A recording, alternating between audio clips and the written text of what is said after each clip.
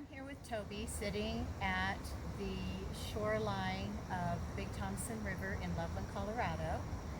And Toby and I got together because I had begun something called the Worldwide Water Project in 2018 when I was doing an installation in Windsor about the preciousness of water. Part of that was to soak some paper in the Cache La Poudre River that people would then be able to write their thoughts, feelings, poems, knowledge, anything they would like to write in a book with these pages that were soaked. And while I was standing in the river soaking the paper, I had a very profound experience and was filled with gratitude for the water and started to express it to the water. Once that had happened, and I went ahead and made the book, and it was in the installation, I realized that I wanted to start doing this as a project of soaking paper in different places, different forms of water, be it a river, a lake, a creek, my kitchen sink, in the snow, in the rain. And I started to soak paper in different places and document when I did that, thinking that the paper was a memory receptacle for the action of showing gratitude and thanking the water in these different places. Because water speaks to water, and the water that is here now is the same water that was here in the beginning. It changes form, but it doesn't go away, and it doesn't create more. It changes form. So water has been here since the beginning. Water holds the memory of everything that has ever happened since it got here. And we are at least 70% water. Our DNA is informed by water. There is information about us in our tears. When we show gratitude, when we thank the water, all water knows that this is happening. So these receptacles, these pieces of paper, document when we had this interaction with the water. And I'm collecting these sheets. When I first started, I was doing it myself, and then someone asked me if they could take paper with them on a trip to Jordan and soak in the Dead Sea. And they brought that paper back for me. That started another whole ripple of the project. So now other people are documenting and soaking paper in water. The Baltic Sea, the River Cam. I'm getting paper locally, I'm getting paper from all over the world. And the interesting thing is, Toby could stand right beside me in this river and we could both be soaking paper. But it doesn't matter that we're in the same spot because the water is moving. And we are expressing ourselves in that water, and the water is carrying that memory. That's why we're here today. We're going to soak some paper in the lovely Big Thompson River, which is quite full right now. And I was thinking about the fact there's many water facts that I have been studying since I began this project. And one of the interesting ones to me is that there are 2 states in the whole United States that have water flowing out of them, but not water flowing in. Colorado is one, and Hawaii is the other. So all the water that we have is generated here with the Rocky Mountains, with the snow, with the rain. It's generated here, and we provide water to 18 different states from what happens in our mountains. So we have a really interesting and lovely source in front of us that has been generated by the snows and the rains that have come in on the Rocky Mountains.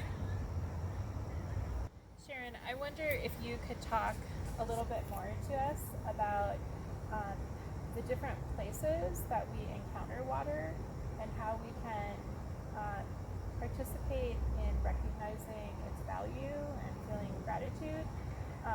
Sometimes in a beautiful place like this along a river shore, but also in places that are more mundane, like our kitchen sink or a bathroom. Yes, because water speaks to water, and I think of the differences of water in a natural setting like this as opposed to something I call domesticated water, water that has been through the purifying system and it's had fluoride added and all those kinds of things, it's still water. When I was in Ohio, my sister had her dehumidifier running. Any of you who are from the Midwest know what it's like. And so that dehumidifier was sucking water out of the moisture out of the air. And then I had a cup of water on it. And I soaked paper in that water. And again, I thanked it because we were pouring that water down the sink and then it would go through the system and it's going to be right back. That water could be with us right now. The water that I soaked that paper in.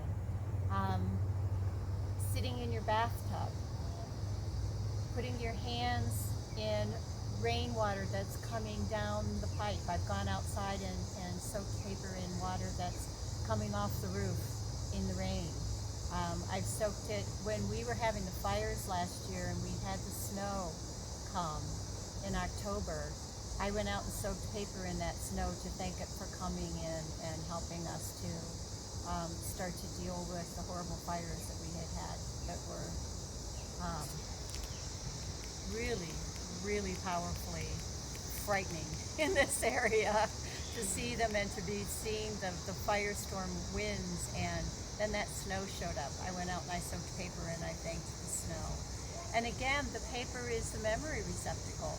So I can look at that piece of paper and say, on this date, at this time, I went out and showed gratitude to the water. And everyone can do that. If you're sitting in bed and remembering something sad or dealing with something that's going on right now and you're crying, it's water. And it's specifically your water. In other words, when you're crying, you are expressing DNA about you. That's you. And that can actually be, again, sent back to the water because it's the same cycle. It's the same water. One of the things that happens after we die is that the body dries out. It goes back to dust. When the body begins, it's plump with water. And that water all has information. So any way that you are communicating with the water in any form, the value is that you are communing with the water, and the water is going to know it. There's a lot of research right now about water remembering, and Silicon Valley has even realized that water can hold information. They're stuck with the idea of how to get the information back. Personally, I'm glad because I don't want to see a lot of data going in, but that's my judgment call. But there's also people doing, Dr. Emoto did research with water crystals and putting intent toward those water crystals and then photographing the changes that happen. There's a woman in Australia doing actual photographs and she is showing imprints of intention on frozen water. You know, how does a water know about a unicorn? A unicorn is a made-up story, and yet she can show you pictures of water that has been frozen that is showing images of unicorns because she was thinking about unicorns when she took the photograph. It's amazing what we're finding out, and especially in thinking about where our water came from. You know, it came in from out there. It didn't start here. It showed up from out there. What did it bring with it? What does it know? What's it telling us? What are we telling it? There's a constant communication going on. And everyone can participate in that. You already are. Being a human being, you're already participating in it. It's simply becoming aware and starting to have a relationship with the water.